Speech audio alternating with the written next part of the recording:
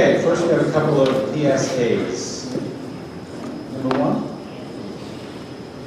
Public services. I'd just like to announce that Matchup Studio is sponsoring a school-wide competition for the Walter Nash plot in the print lab. I'm Jamie Barron, one of the founders of Matchup Studio with Mark Berlinbrud over there. We're holding a Mashup boot camp on Wednesday around 6:30. I don't have a room confirmation on that yet. I'll hopefully get that in the email. Entries are due on Monday, October 4th. All entries will be considered, but Mashup entries are encouraged. Oh, and all students are invited to participate. Thank you.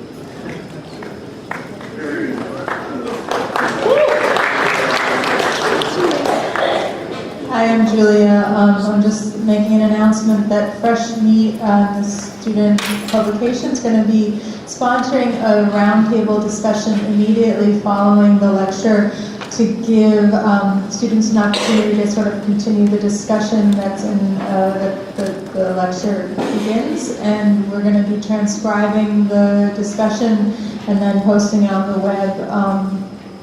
And it'll be pretty quick, probably 20 or 30 minutes, just to sort of quick get some ideas off your chest kind of thing. So join us in 4109 right after the lecture and just talk a little bit. Thanks, bye.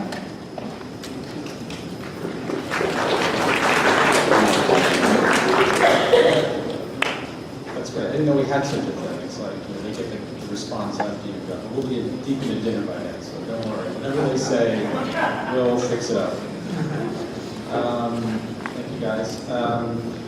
Welcome, good evening. Welcome to the first lecture of the 2010's Fall School of Architecture series. I just want to announce also, before we start, that our next lecture is rescheduled. I don't know that it's on the web yet, but it's Lars Lehrer, Professor and Dean Emeritus of Rice University, will be here this Friday, the 24th. So, second lecture this week. As our first lecture of the series, we're honored to have Hitoshi Abe from Los Angeles with us. Hitoshi was born in Sendai, Japan, where he studied architecture and then obtained his Master of Architecture from SciArc in 1988. After graduating, he worked for 4 years with Kuka Mobilao in Los Angeles, and then returned to open an office in Sendai in 1992, when he also won first prize in the Miyagi Stadium competition. So that's how you do it. You graduate from school, you work for a famous office for 4 years, and then you win a major national competition and start your office. A year later, Hitoshi earned his PhD in architecture from Tohoku Institute of Technology, where he has taught since 2007. When he returned to Los Angeles after being appointed professor and chair of the Department of Architecture and Urban Design at UCLA. We should be very sympathetic, I know I am, to Hitoshi's situation, as he arrived at a moment of great optimism and expansion and a growing moment in a school, only to very soon witness the complete financial meltdown, comparable only to Illinois.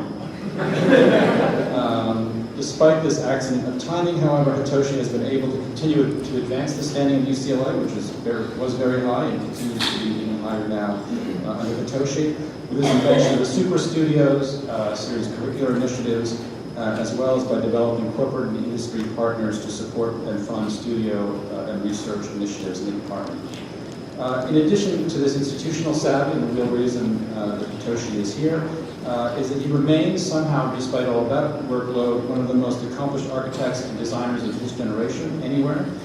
In his almost 20-year body of work, some of which was collected in the 2005 monograph Flickr, continues to be exhibited and published widely, as well as, I think, inspire a growing international audience of fans for his work. In an interview a few years ago, Hitoshi described his work as hard and loose, which perhaps stands still as the best and most economical assessment to date, and which probably deserves its own movement, hard and looseism.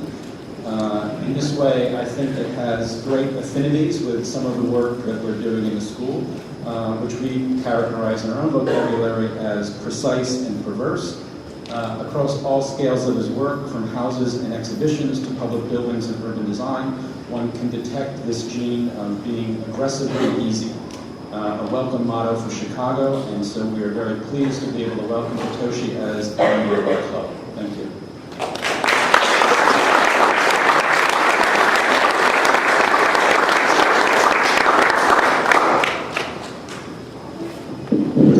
Thank you, Bob. Hard and Loose was a title of the hard-boiled cartoon in Japan, which I like very much. And also, I realized you introduced me as the guy from Los Angeles, which was very refreshing to me because particularly I get the introductions of the guy from Japan. So I kind of wonder, wow, I spent long enough now in LA. But still, I'm very honored to be here, first of all, and happy to speak in front of you in this kind of amazing space. I wonder somebody can peek through this hole from, oh yeah, actually they did. Okay, so you do that. Because I like this kind of hard and loose space, so that people can peek into the space and sort of you can see something else is going on around the space you're doing something. As actually Bob said, I'm from LA, but I'm still feeling I'm from Japan. I'm a little bit confused guy everywhere. I'm not really sure where I am and where I'm based on. Right now I have an office in Japan, I have an office in LA, and I have a project in Vienna or other place, and maybe like other architects nowadays, my body is everywhere, and sometimes I get really tired of sitting in an airplane and wondering where I am and what time it is. But because of that, or maybe because I'm kind of always lonely guy, I have a strong feeling that I want to attach myself to somewhere or to somebody or to something. And I think this desire of trying to create a relationship is maybe one of the main motivations in my work. Of course, you have a lot of relationship, and it doesn't mean I have a really complicated relationship, but I do have a very complicated, at least a practice. So today I will talk about form. Form is something I'm very interested in, and form is something for me as a kind of, it should tell the relationship I'm in. Relationship of myself to the object I'm designing, or space I'm designing, or relationship of that space to the surroundings, or to the people who uses this, or to the society around it.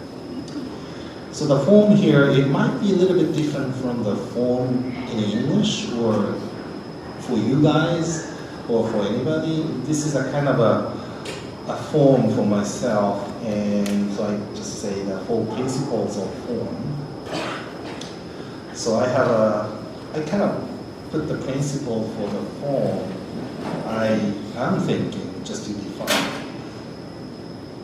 So I'd like to make a introduction of my work from really beginning to current by using this four principle. Of course, some of them are really representing it very well, or maybe some of the work is a little less, but you can talk after this lecture. So the principle one, the basis of form is a boundary between interior and exterior, adjacent environments, and their contiguity. It's very simple, right? It's like a balloon, or maybe a soap bubble is much better. If you look at the form of the soap bubble, it is defined by a relationship between the inside air and outside air. And as their relationship changes, the form of the soap bubble changes. But also, in other words, actually the soap bubble itself is defining what's inside and outside, and I'm very curious about this. So that I believe the form is the way to basically define inside or outside or whatever the condition around the project and tie them together, define the relationship. So that's the form for myself. This is a very early project I did. It's a weekend house in Japan. The client wanted to have his own weekend house in the forest, and he didn't have much request. So only thing he said is, please make a house in the forest, which has a nice, I guess, relationship with the forest. So as a tendency of contemporary architect, I kind of emerge in building glass house first in the forest, so you can look into the forest. Then I realized that maybe this isn't the house in a forest. It's not the part of the forest. By inserting glass cube, actually we are reinforcing the kind of a juxtaposing relationship with the nature and human. So why don't we find another way? So we wanted to make a house within the forest. So what I did was, we studied the landscape, and then we kind of took a ribbon, and we just folded the ribbon on top of the landscape so that it gets a little bit deformed because of the landscape.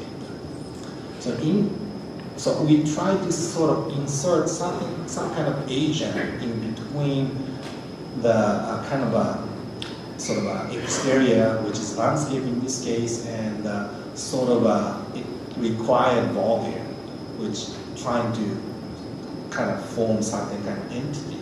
And then this set a certain kind of rule so that, like a soap bubble, this ribbon can constitute certain kind of a boundary between inside and outside. And this is how it's been done. Of course, we have to use the very traditional, conventional structure and construction technique. So,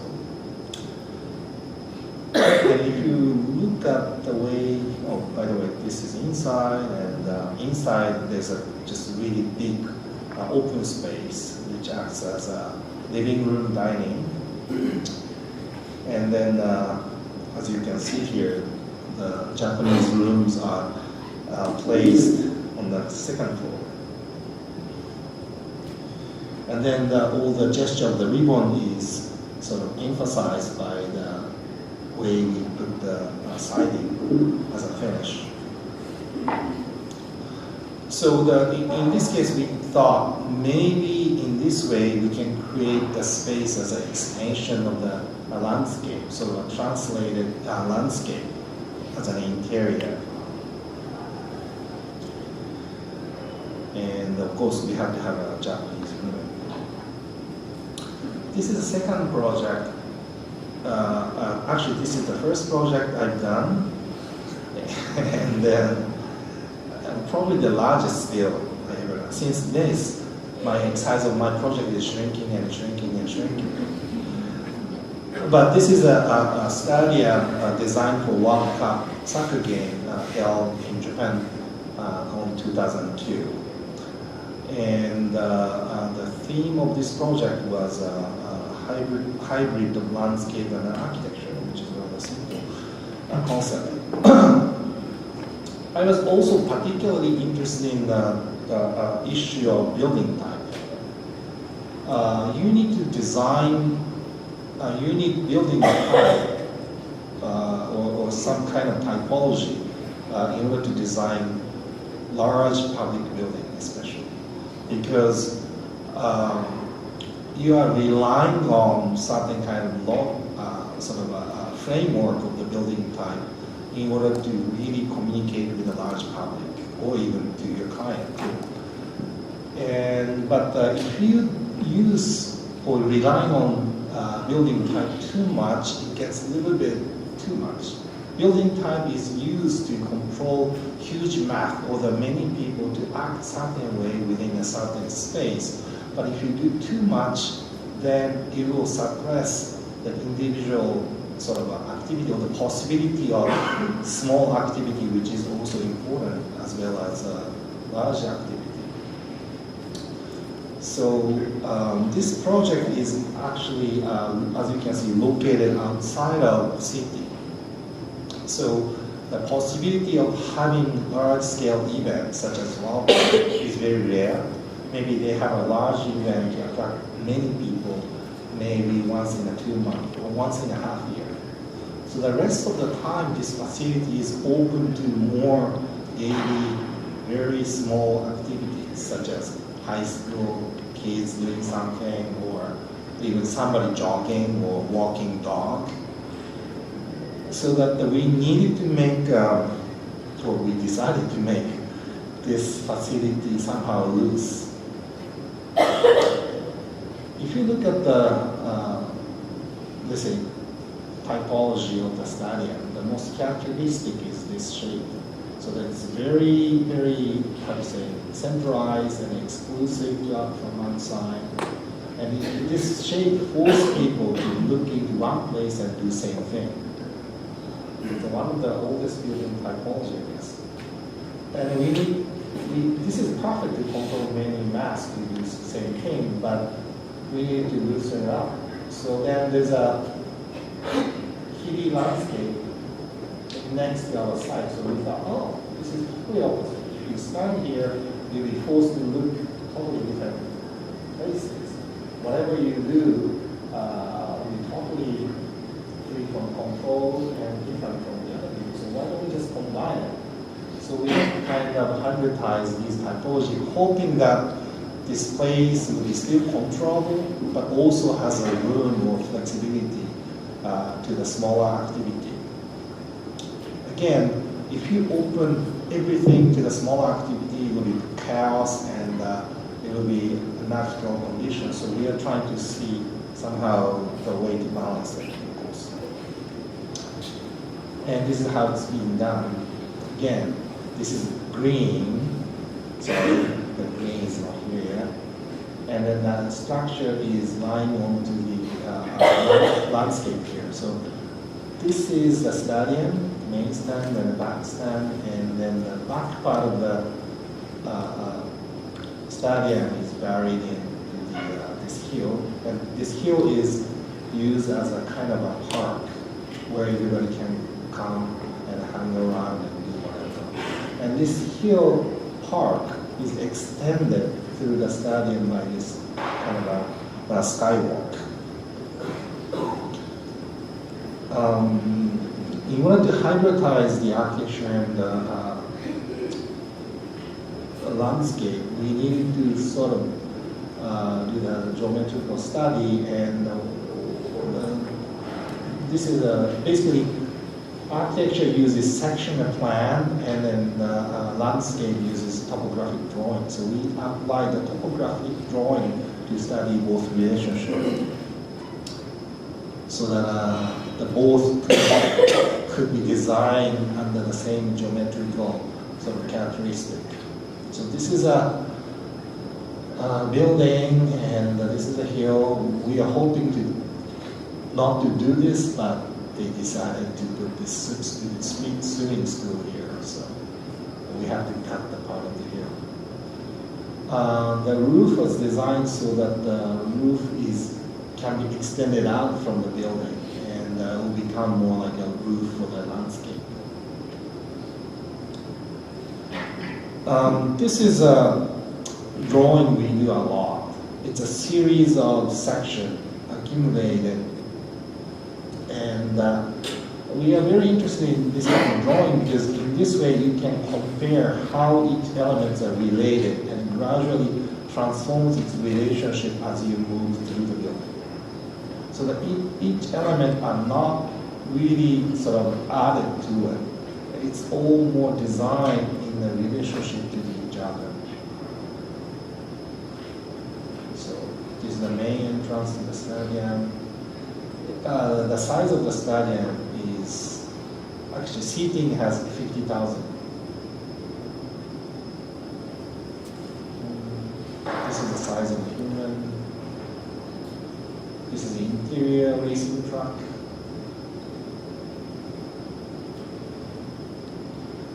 And this is a roof structure. This roof structure has only one rows of columns to support this 30-meter long cantilever. In order to sustain the whole shape and make kind of flying roof effect, we have this underground post-stress beam to tie both ends of the roof to fold this or to maintain this shape.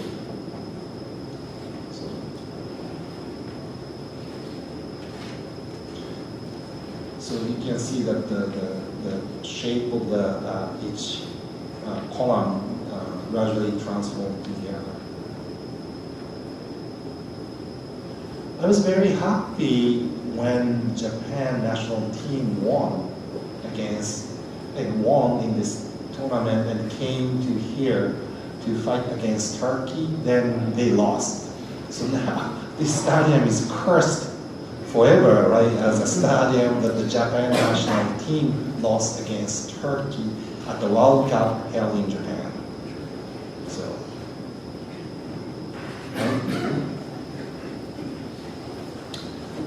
So the second principle, form is a medium, so form itself has no inherent meanings. The meaning is something add to it.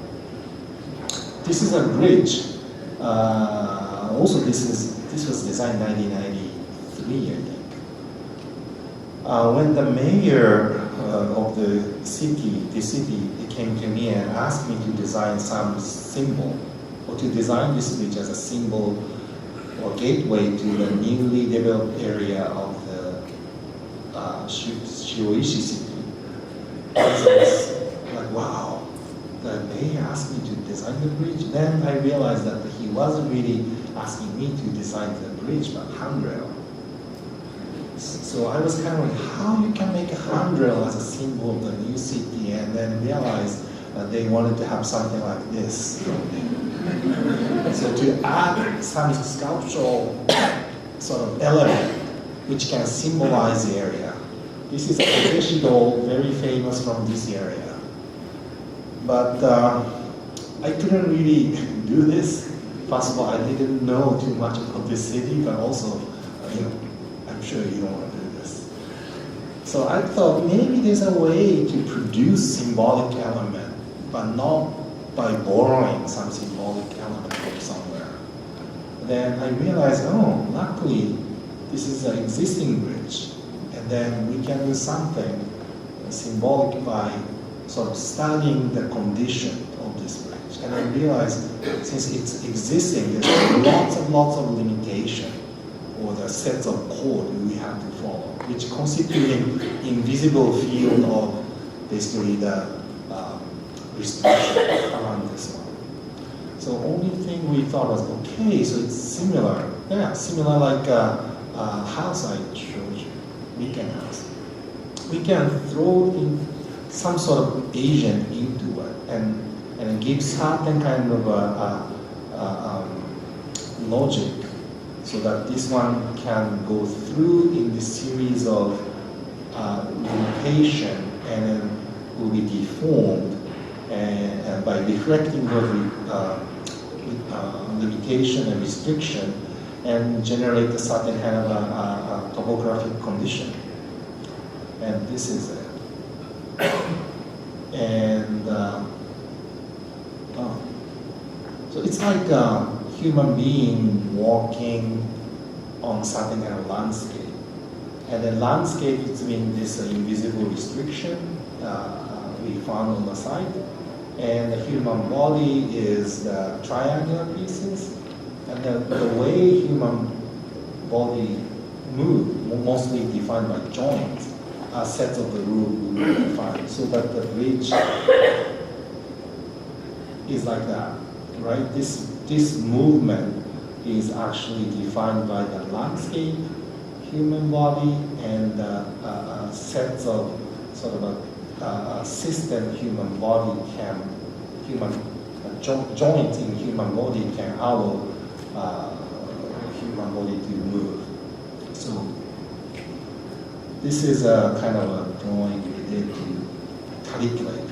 At this time, we didn't have a good computer, so we used counting software to calculate this.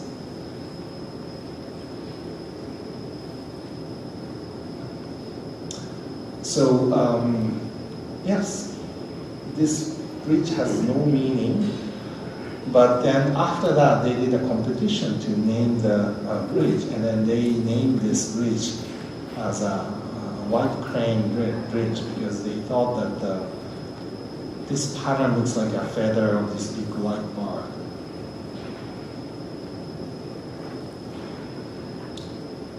So the form should have no inherent meaning, but maybe meaning comes later. This is also the restaurant we did. Also, it's an old project, 1994, I think, or 5. This is a restaurant on the second floor of the existing building. And the client really wanted to have a nice facade, so I have to tell him, you cannot do the facade because you don't own the building, and you're going to be in trouble if you do the facade. So instead, we proposed to do some sort of an interior facade so that your experience of reaching to the sitting area will become very special. So that could be substitute for the facade. So it's an interior facade for the building and for the restaurant. So this is a very basic layout of the program. This is entrance, there's a corridor in the middle, kitchen, seating area, bar, and restrooms and the reception. Then as we studied, they wanted to have more kitchen space, toilet, so the whole corridor needed to be carved.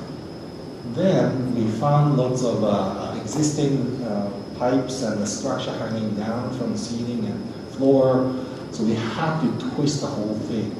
So again, we tried to somehow sort of mediate the different condition given or generated in the project, and the form itself became sort of a mediator of different things, and that became the landscape. This is just a simple geometry defining the wall. You enter here like that. There's a seating area.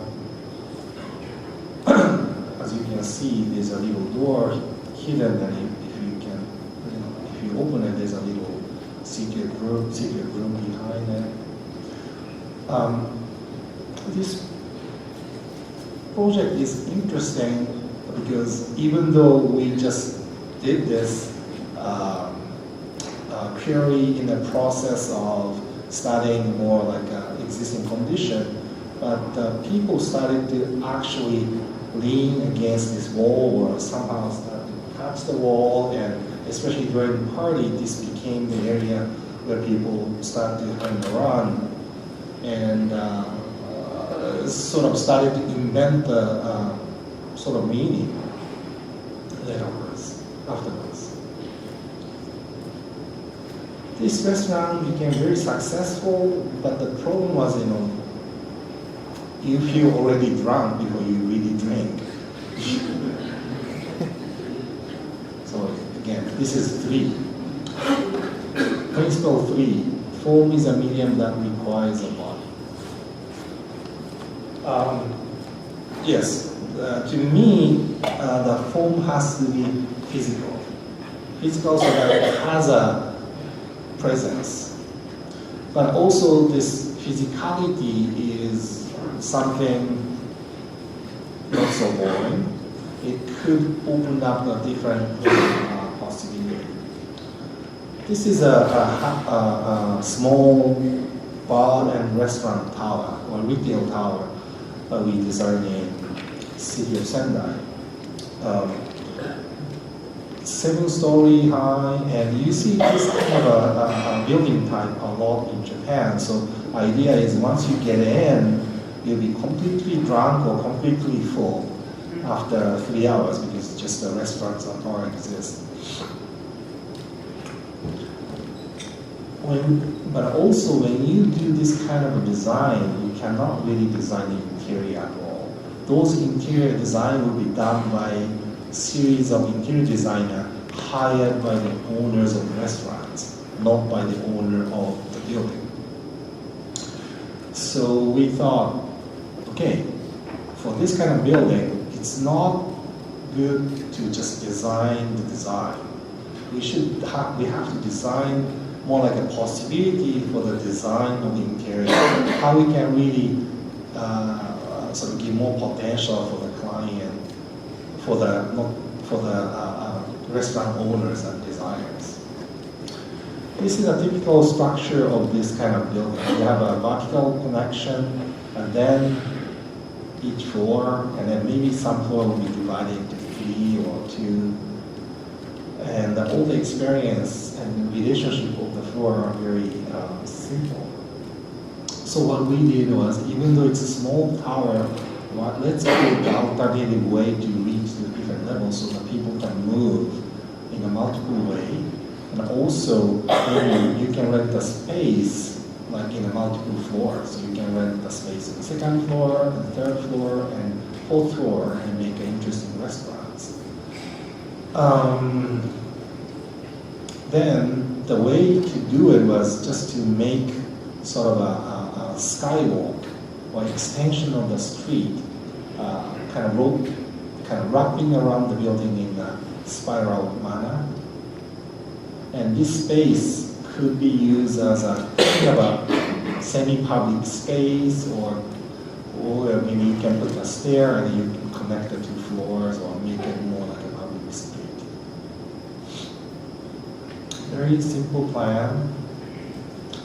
What it is we cut out one corner of the building and then rotate the location of the void space so that the building is connected like this up to the top floor. But then we run into trouble because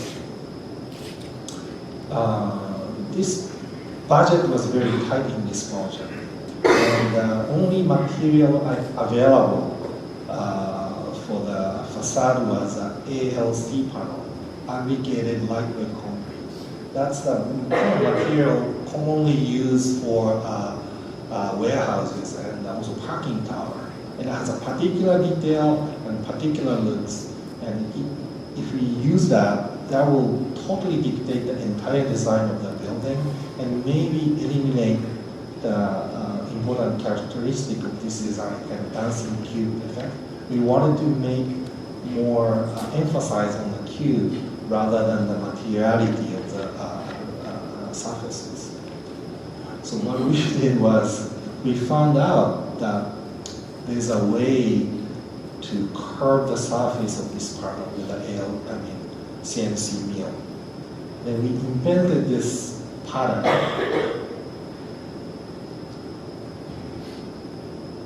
So that's a very irritating to your eye.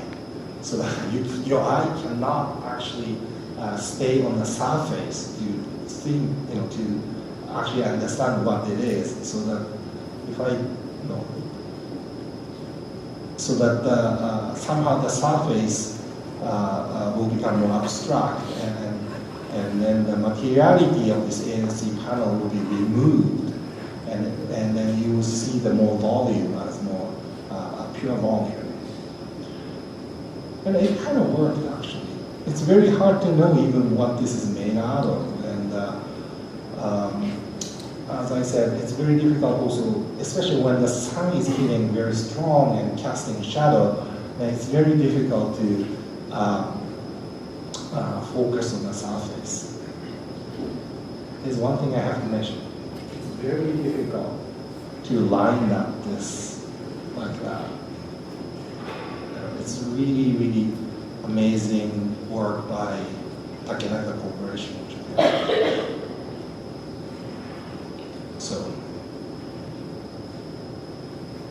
So I was kind of fascinated by this kind of a way to generate the new kind of a materiality by use of technology.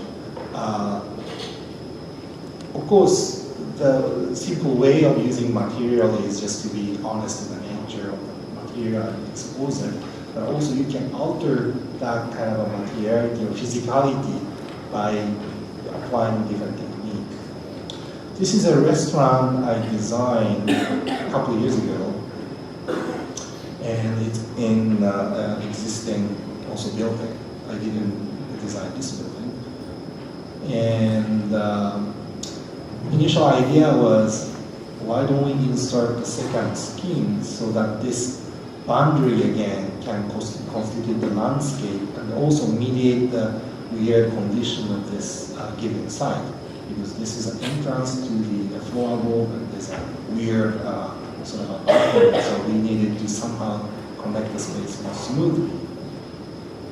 Also, there's a, how do you call it, a famous street in front of this place. Very famous because of the rows of the cocoa trees.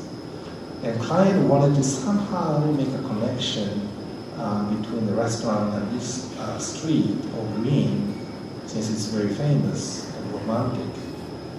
So we said, okay, maybe we can use geometry to create a look-in and look-out relationship by just manipulating the form of the secondary skin. But of course, it wasn't enough. So what we did was, okay, let's take a photograph of the cocoa trees and then turn it into a series of dots. Basically, actually 3 different kinds of dots. Dots, 4 millimeter, 6 millimeter, 9 millimeter, interval of 15 millimeter. And then by using pneumatically controlled palette machine, we can make a hole onto this interior skin, which is made out of very thin steel. So this is an unfolded drawing. So you can see the tree here, and then the sky, and the other tree to the other side. So we thought, by doing this, we can regenerate some sort of a light and shadow condition of the forest, or the Zenkoba trees on the street. There's a kind of a problem when we decided to do this, because when an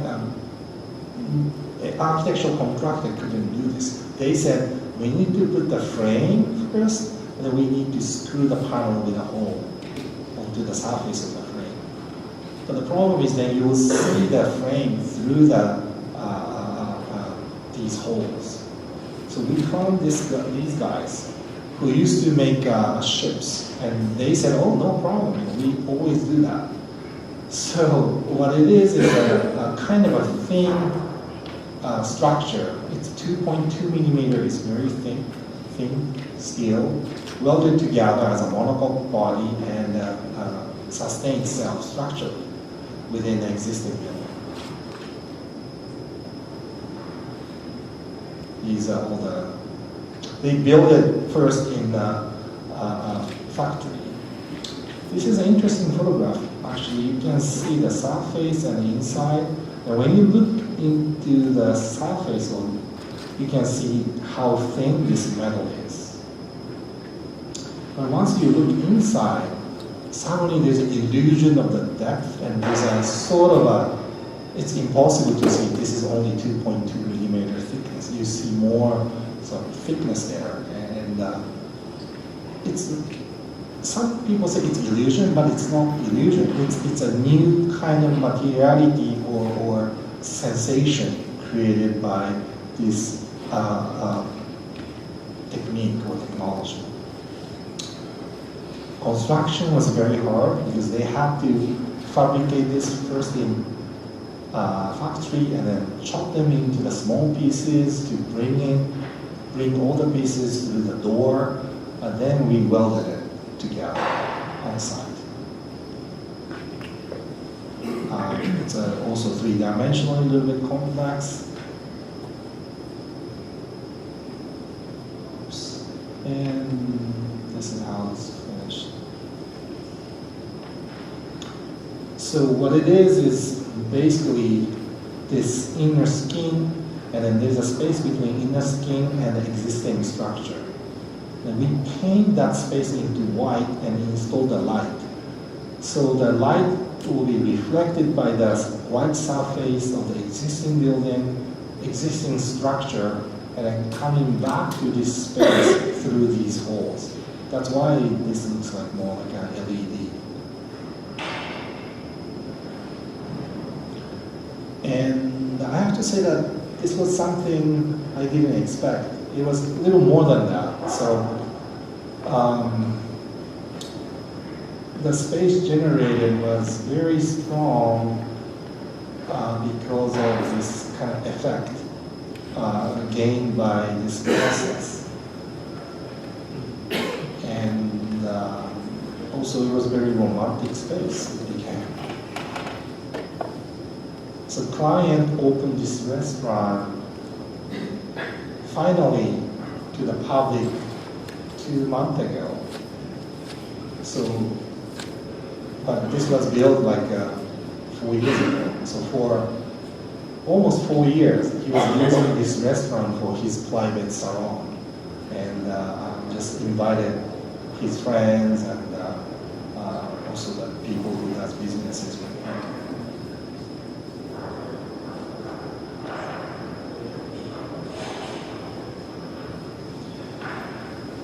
Okay. The last principle. The strength of the basis of form is the degree of precision used in the process of creating a continuity of interior and exterior. Let's say if my intention in my design is to treat the form to connect many things exist in the project. Deal building as a medium to tie many things in around the project and like a site where people uses it or whatever, then people could say, yeah, that's what everybody do, and then how do you judge which one is better than the other? That's true, and it's very difficult for me to say that, but the only thing I can say is maybe that differences could be so judged by the precision, how precise it is, how much more phenomena are well integrated or mediated by that object. How much, how precise it is and how much it is. Maybe that makes differences. So the stronger, the more precise is more stronger than the other. It's kind of very difficult to explain it, I guess, not because of my English, because I'm not really sure yet, but the only word I can think of is a precision to describe that.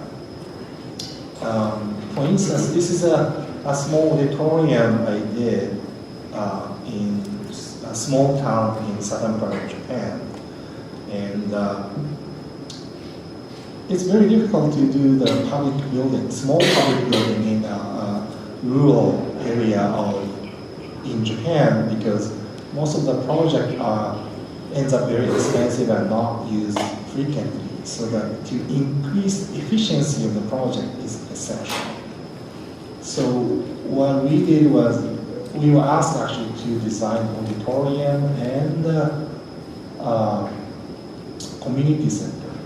So in order to increase the efficiency and reduce the floor area, what we did was, okay, the whole facility will come together back to back. And sometimes one function can take over the whole thing or the other way around, or can coexist. So in that way, we can really increase the efficiency of it.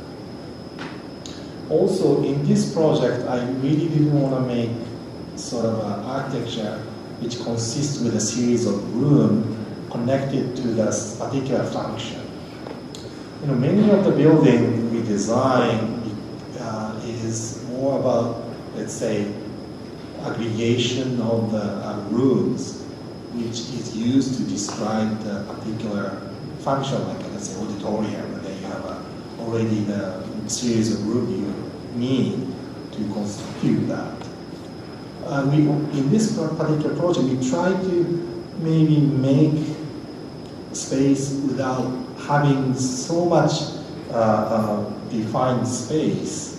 Try to make more like a one open box, and then try to embed the seeds of the activity as much as possible without restricting the use of the space.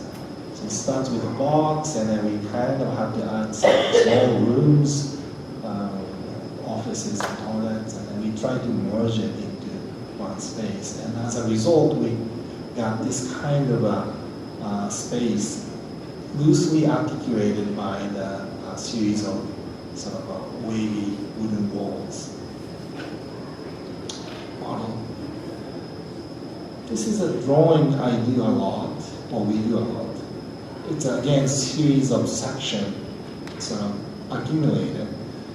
And this also tells how this form is created. The frame gradually transforms to each other, placed in intervals of about 3 feet. And in this way, you can really create this complex shape. But also,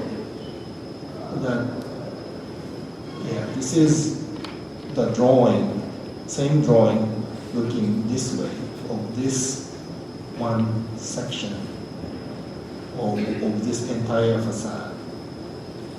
So what it is we have a very basic straight line as a base point, that we swing this string to react to the particular condition or particular area. For instance, for this area, the wall had to have a certain geometry to create some acoustics condition. For a certain area, you have to swing certain way to create more space. But for a particular area also, you cannot swing too much because certain detail we apply doesn't let us do that. For instance, all these wood siding details. So this swing is controlled by different issue, like the requirement of the inside, or the certain detail, or the certain detail of the window, or so on. And that becomes sort of interesting boundary describing the negotiation of the two or multiple sort of a condition sort of against each other. This is again a section. You have to use wood because it's financed by the Ministry of Forestry. And then because of budget constraint, we have to use local carpenter. That means we cannot use any high-tech details or material.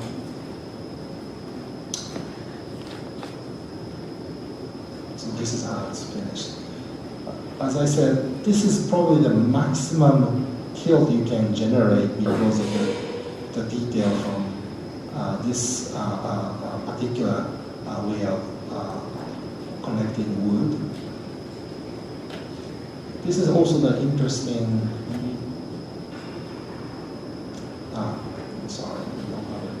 This is an interesting also detail. As you can see, this is very small and this is much larger. Because of the construction system we created, we used in order to create this tilted or twisted glass facade, this thing happens. We could not use carved glass. We had to use flat glass. So what we did was we designed a thick glass frame and tilted the glass gradually to constitute this tilted surface. So this tilt is more than a certain degree, then you have to divide the glass into much smaller level. And since this is the most twisted surface, the size of the glass gets smaller. So that each element are really tied together and create its form as a result of that kind of a negotiation. So in this project, we try to somehow create a relationship of those different kind of issues in a different dimension within the form of the object. This is just a corridor. This is a multi-purpose space in the middle of the building. And the auditorium is very small. There's only 200 seating. And you can open the back wall to the multi-purpose area. I think this is a karaoke festival of the elementary school nearby. So they keep this back wall open. So what happens is, like here, there's an event taking place, and then there's a group of people waiting other people to come in and preparing for the next event. And then behind that is a room also connected, and it's filled with kids trying to prepare and waiting for his play to come. And so you see that it's a really interesting connection of different event around this one sort of major event. That makes a really energy within the event. And sometimes in a larger scale event, in maybe the urban situation, that creates chaos and rather than the energy. But this kind of place where everybody knows each other, it helps to more generate the energy and make more communication among each other by interacting different activity accidentally. And so this kind of thing kind of worked for this small community in the rural side of Japan. Again, this is a small museum or private gallery in small city in Japan. And a client came to me and she said she has 8 beautiful modern sculptural pieces, and she'd like to build a private gallery which could become the center for sort of art activity in this small town. And we were talking about putting like white cubes so that many different kind of traveling exhibition can take place, and it's flexible enough. Then we realized that nobody will come to see those traveling exhibitions so much if we make very neutral, because then they can go out to the major city to see it. So the strategy we came up was, let's make building very unique, which tied with the exhibit itself. So you have to come here to see it, to experience this special relationship between the object and the space. This is a kind of image I have, and I am always admired by this bubble space because it's more hierarchical, but also unique in itself. And then again, it's space constituted with the boundaries. So we just simply said, okay, 8 bubbles squeezed into this cube, which is defined by basically the condition of the site. Let's squeeze it so that becomes unique space. And then when we went to see the structural engineer, he said, oh, it's easy, we just put the frame on the edge of these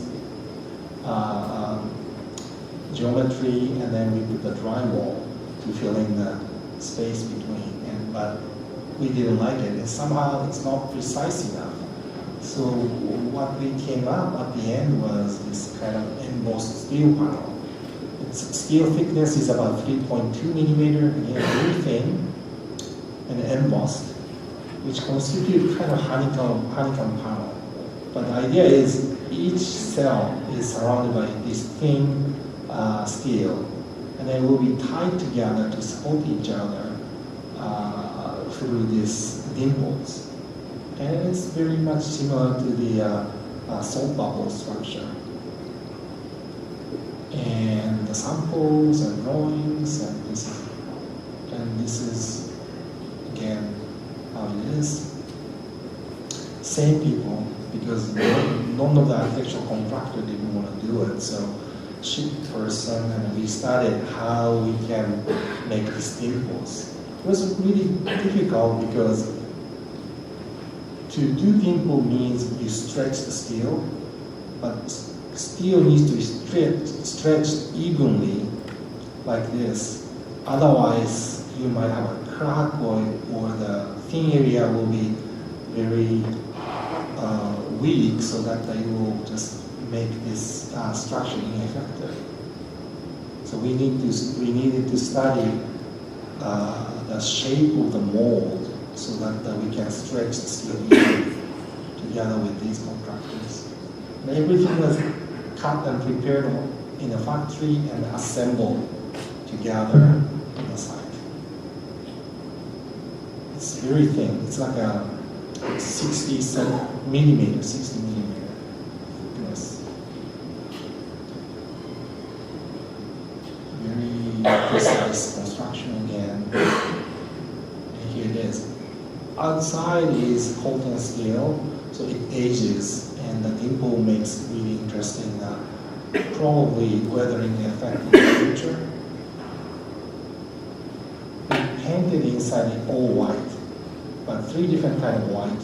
Shining white of the floor, and then matte finishes on the wall, and then where the dimple is, we have a very, very rough paint, super matte, and we mix the ceramic powder, so the surface has texture of sandpaper. So this is space. 2 of this sculpture can pay entire construction for this museum. So if you compare the price of the Anishka Pool Cloud Gate versus Frank Gehry's building nearby, and you know what kind of business you guys are in.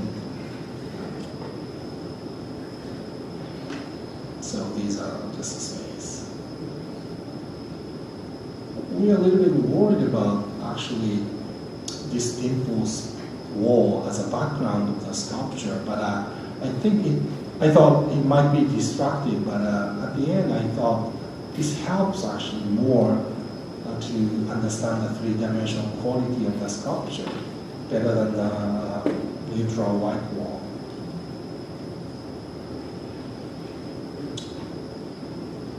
Well, so I'm still investigating this form, and maybe I might have a 5th principle of the form and so on, but my journey continues. So these projects, I will show only 3 more projects very quickly, and those are projects that I'm introducing right now, so after I moved to LA. This is a new campus for University of Vienna, and there's a competition, and they picked 5 architects to do different sections of the campus. This is Hadid, Carmen Pinoche, and Noma, Peter Cook, and this is myself. And this is a Bush architect who is doing the master plan. Again, simple building. Idea was mill field, it's 1,000 layers. So instead of having solid blocks, we slice whole building, and then we will make a building as a layer of thin buildings. That allows connectivity of activity, air lines, and so on and so on. What it is we set this thin layer of the building as an agent to pick up different activities and also urban conditions and other requirements. And then the thin layer reacts. We call it pinches. So it gets this kind of a weird pinches everywhere to generate the special sort of kind of space accordingly. So these are studies, and this is what it is. So basically, it's like a thin building, thin atrium, thin building, thin atrium, and so on, so on. And then we have series of pinches. Very simple building again.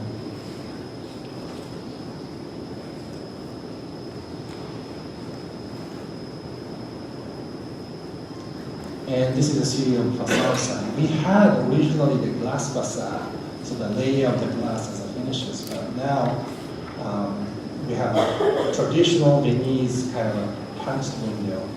So we created, again, we wanted to have more dynamic gesture of the facade, so we manipulated the geometry so that the facade, even though it's a simple grid geometry, generate the interesting effect.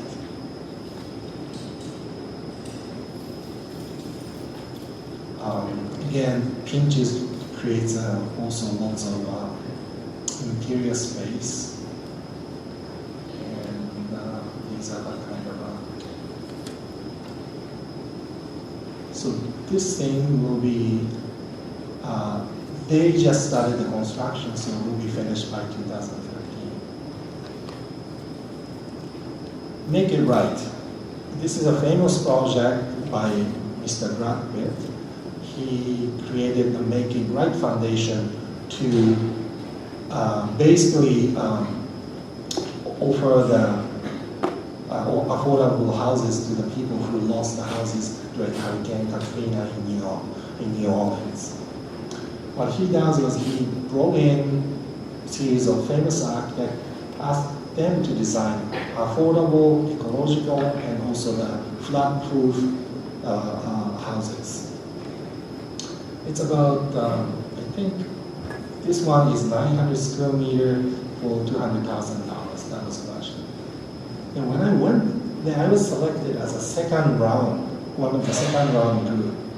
And these are buildings on site, and I felt, it's kind of weird. Why is that? And what's happening is to reduce the cost of the building is two ways. One, you really invent a new way of building something as an architect. It's very difficult. The other way is actually what Brad Pitt did was to ask for donation of the product.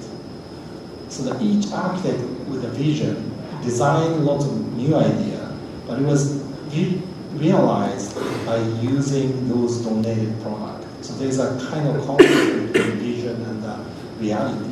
That created this, I hate to say awkward, but this kind of houses.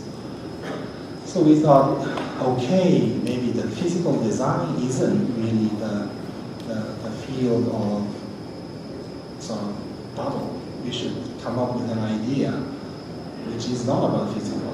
And we have to just accept every possible ugly detail they will provide. And this is what we did.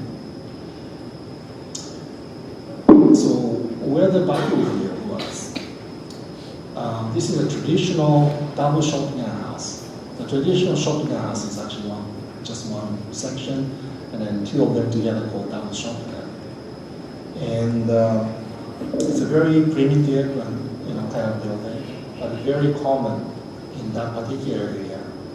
And when we went there, of course I had the honor to meet with Mr. Bradpitt, but also I met group of residents, and mostly African American people. And when I talk, I kind of realized that their life cycle or change of life cycle is very rapid. They start maybe living with grandma and parents and so on. And then as grandpa or grandma deceased, maybe then the parents' brother comes in to live together. Or then the daughter leaves to get married, but then they come back 5 years later with 3 children because they divorced. So the building has to actually change radically according to their radical change of lifestyle within a short span. So even though this is very simple and primitive, it could accommodate such kind of changes.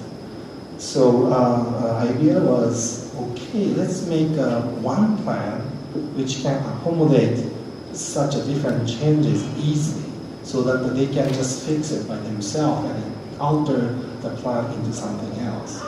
So we invented this triple shotgun plan, which accommodates, let's say this is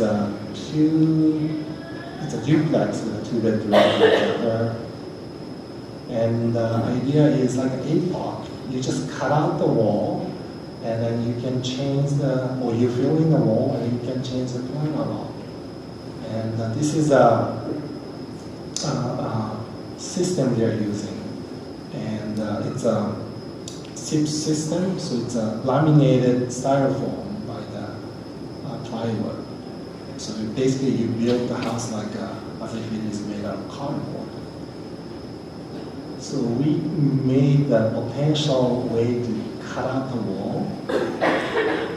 In that way, we can create about hundreds plan without doing any minor changes.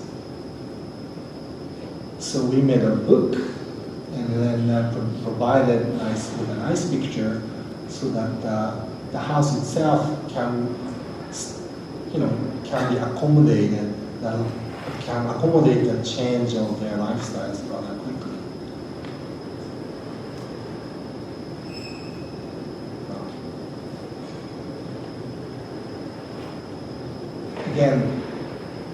Again, all these details and also the way to do these columns and everything is defined by the institution. I think this one is 1,800 square foot for $200,000. So it's a really affordable, I think.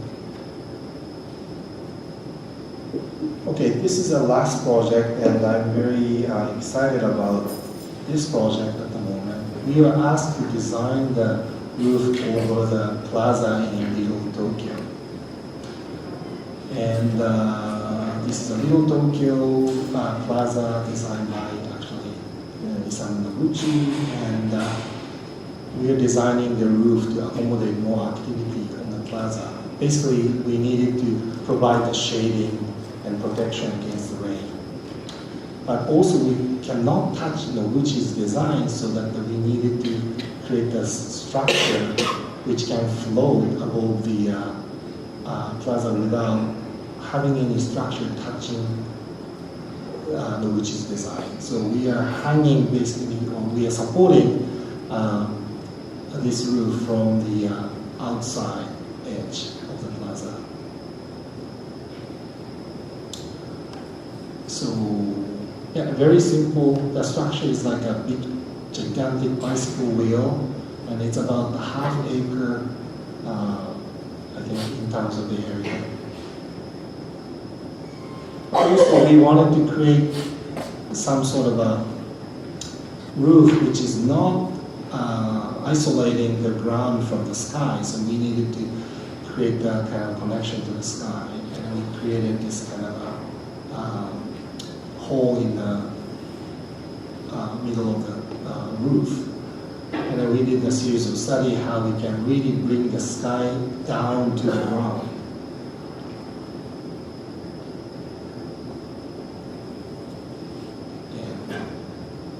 And then, this is a little, the first realized work, but I guess it's not the architecture. It's a 1/7 model of the actual roof exhibited at the gallery in SIAC. Of course, this is only 1/7 model size, but this is about 3 meter, 8 feet, no, 9 feet. It's quite big.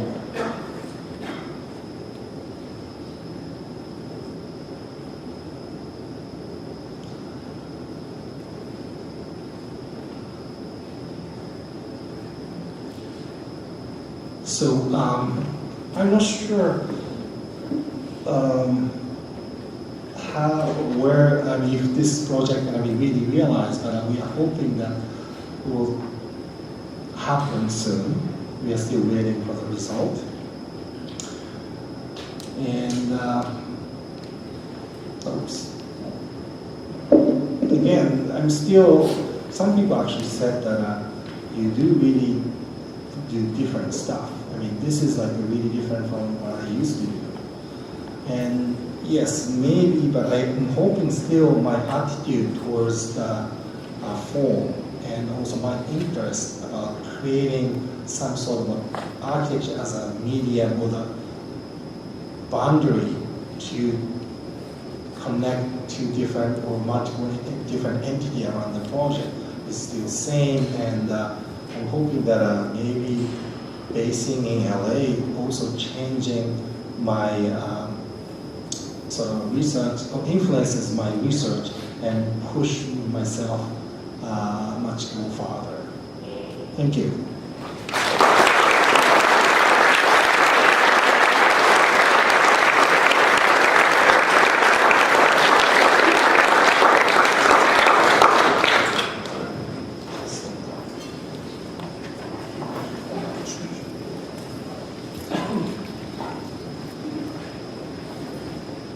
Any questions for Hitoshi?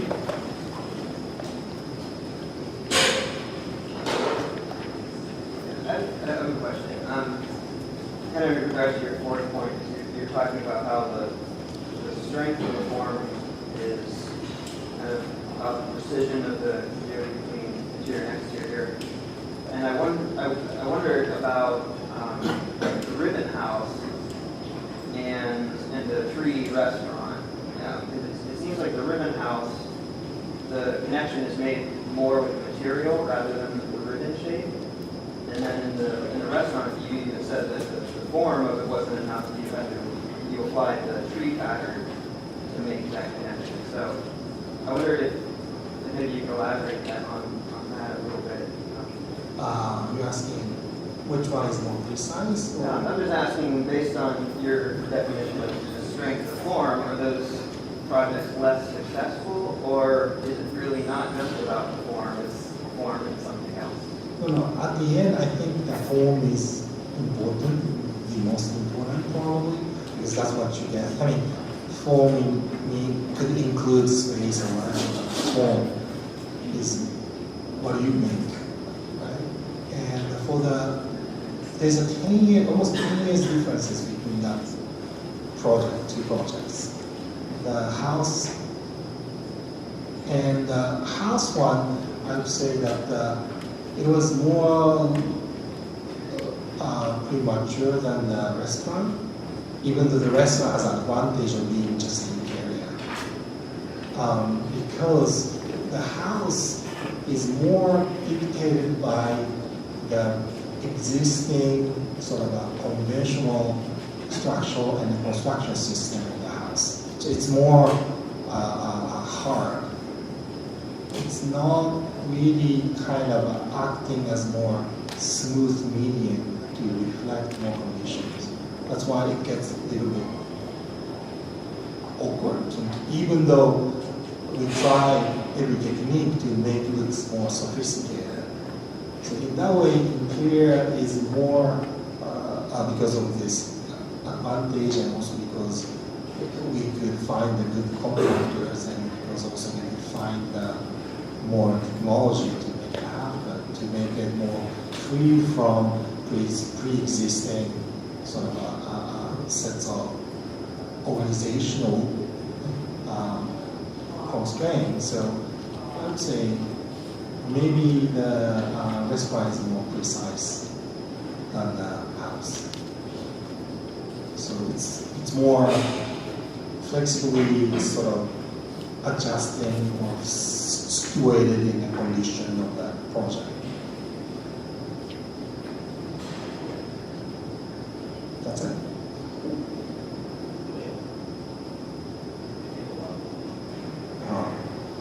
Because when I was in Japan, basically quiet, right, after the lecture, and I usually almost like students feel like maybe it's offended to ask me a question. But I know it's not. Okay, I'm just waiting. Your influences, what are the most, what influences you for your design?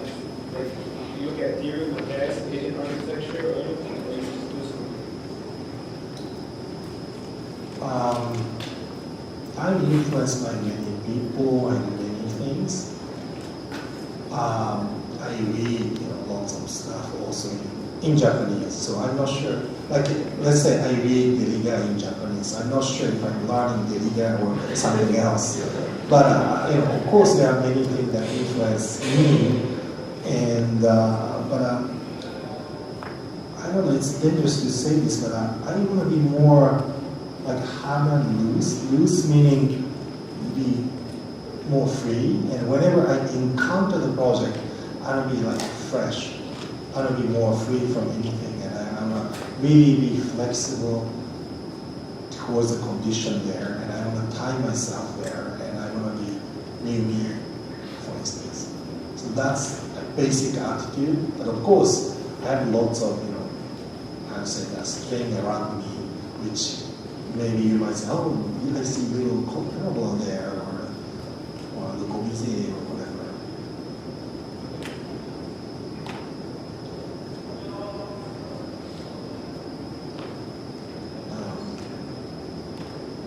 They are very polite. I have a question.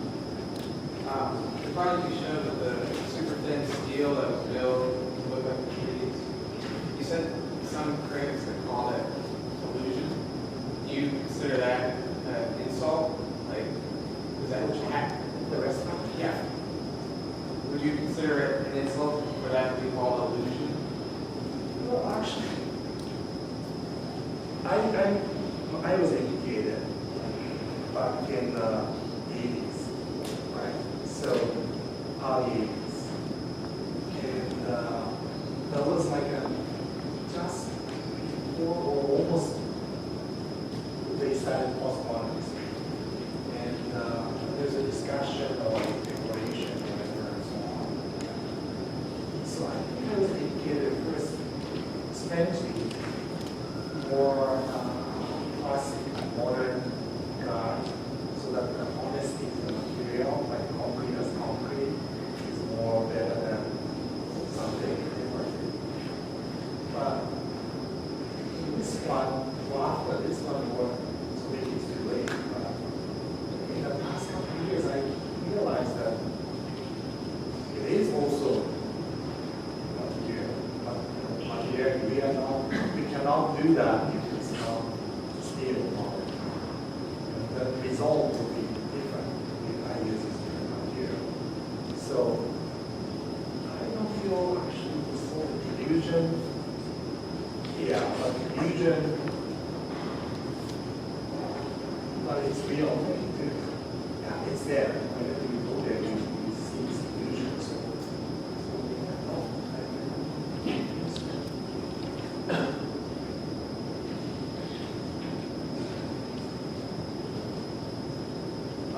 now with that project, since you use shipbuilders or people really, when you're approaching projects, are you often thinking about welds in help build? You said this is kind of like a bicycle wheel, borrowing that technology and using the shipbuilders again, obviously. yes, actually, what's interesting is, well, what I learned is,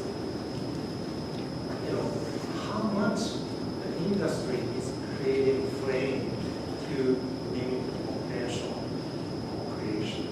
I mean, or they have to do it because to set up the industry, that means they create a format and they create a framework so that you can calculate and count and so on. That does exist. But if you go to the different industry, actually they have a different framework. So by putting together, we can open up to different potential. Not much, maybe, but it's interesting. Also, you get into trouble. For instance, for the steel museum, the small gallery, when they constructed it, they welded on site, they sell it on site without having any protection because they never cared about such things. And what happened was all the rust was blown by the wind and scattered around the neighborhood and polluted the car, like 80 cars in a day.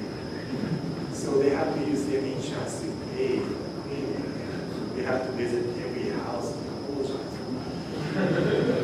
So there's a downside and a good side. But what's interesting, you can really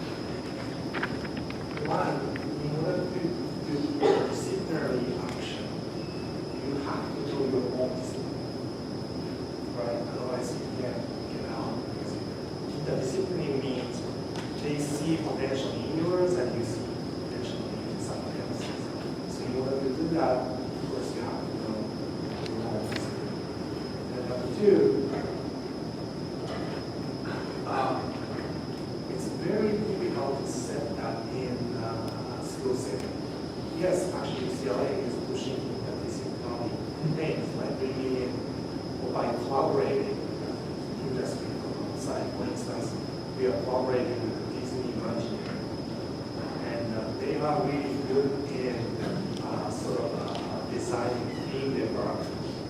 And they have different technology, like for instance, we've seen lots of problems and so on. They have an interesting machine technology to really move the one building to the other.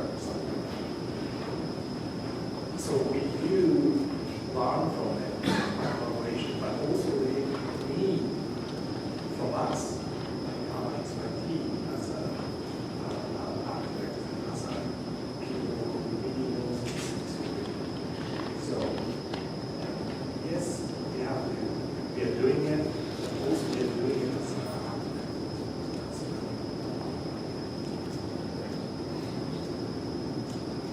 Did you find you had to overcome any particular communication hurdles working with shipbuilders as opposed to architectural contractors? Can you say it again? Did you find you had to overcome any communication hurdles working with shipbuilders as opposed to architectural contractors? I have to drink a lot. One time, I went there because the guy got really pissed off because they're like a small factory, right? Dealing with this fishermen and so on. So they got one day pissed off and said, I'm going to chop off part of the building and take it home if you don't pay this much. So I have to go to this place like a 4 in the evening, right? We started to drink. It was like 11 in the morning. Then we were flying somehow. So I'm sorry, I'm not kidding, but it was very different culture, a different way of communication. So I have to dive into this kind of a different way of communication, and then I kind of persuaded while I was totally drunk. So that's the difficult part. But also for this kind of a particular project, for the small gallery we did, we also collaborated. We asked one of the largest construction company to work with them. So they are responsible for creating this steel part. Then this contractor got in to finish the exterior and all the mechanical things. So we kind of put some sort of a safety net so that whenever they do something wrong, and by collaborating with this large corporation, they can somehow follow up and fix it. So I think you're right. You really have to also sort of foresee the potential difficulty of the problem to make it really happen to work with these guys. But now they've done so many architectural work, and they are more into this business. So maybe there's a lot more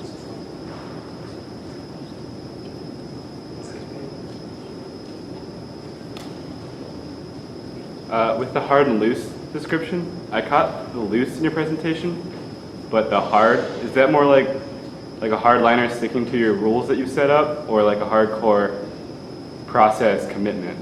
Because I saw sort of both in your work, and I was wondering which you mean by that term, hard. I was wondering what you mean by the term hard in your description.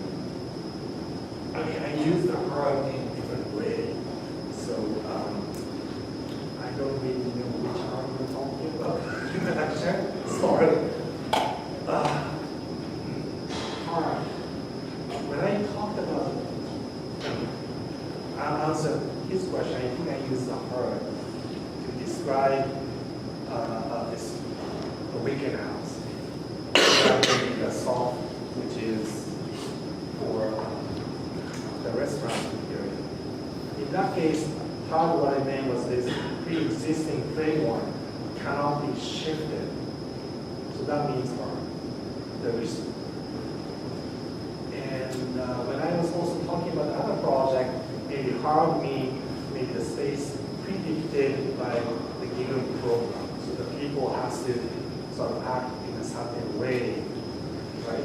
According to this given program. That's hard. soft meaning you can reinvent the way you use the space. So that's the two points I can explain.